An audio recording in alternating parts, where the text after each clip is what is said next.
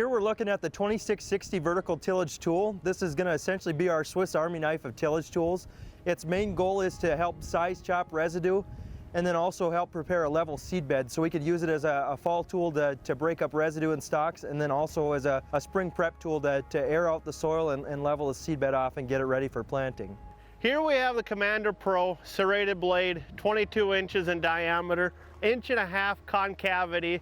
The reason for the 1.5 inch concavity is so when we hit obstructions, rocks on the face of this serrated edge here, we direct all the energy back into the shaft directly over the top of the shaft to the center of the blade to reduce blade cracking and breaking.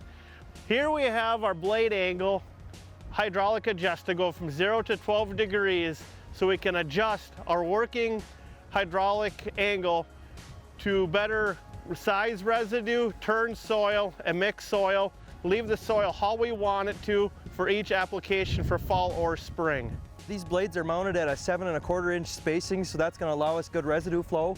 There's slight concavity to them too to help make that room so we can pass that residue on and through the tool. You'll also notice that the way that blade's shaped is the edge of the blade is sitting over the center of where that blade mounts on the spool. So if we do hit obstructions, that's going to send that shock load right to the center of the blade versus putting flex into the blade, because if we're getting flex on it, we're going to have more tendency to crack and fatigue that blade and have more tendency to break a blade at that point. So here on this 2660 VT, we have the scraper mounted directly behind the shaft and the blades to keep these blades clean of dirt, debris at all times. This blade with a self-sharpening edge is what makes it such a great blade for sizing and managing residue.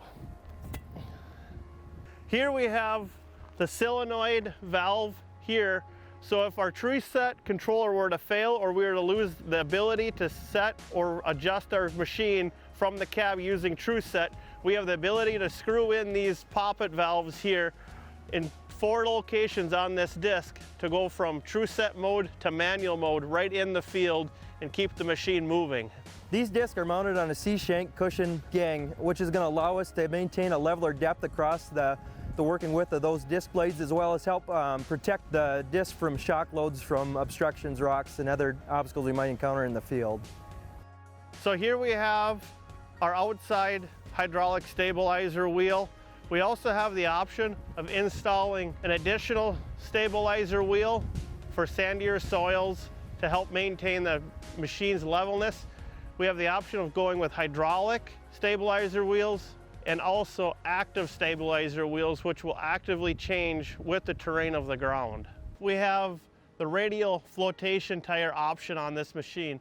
For the size and weight of this machine, with the radial tires that are on here, are going to give us our best float through the field through all conditions. As we look at the rear of this machine at the Pro Finish leveling system, we've got a reverse knife edge basket in the lead, followed by either a round bar rolling basket or a flat bar rolling basket. The reason we would look at one versus the other, the round bar is going to do a little better in rocky soils. It's going to hold up better. The flat bar works good in sandier, lighter soils where we're not so worried about bending up the basket if we get into rocks or anything like that. Basically what we're looking at as far as the baskets here and why we have this one in the lead, basically the rumbler here, the crumbler behind it, this reverse knife edge basket's going to be slapping the ground and basically kind of making a shock underneath there to kind of level the subsurface below it. And then our rear basket's going to be the finishing attachment, which is going to level off the top, break up any clods, and kind of smooth everything out. With the Pro Finish leveling system, we also have the ability to change our rolling basket setup if conditions get a little more challenging. So we can lock up the rear basket with these stops, so if we want to still keep running with one, or if it gets worse than that, we can also lift both of them hydraulically and lock them up in the up position and continue to run. In summary, the versatility of this tool is what really sells it.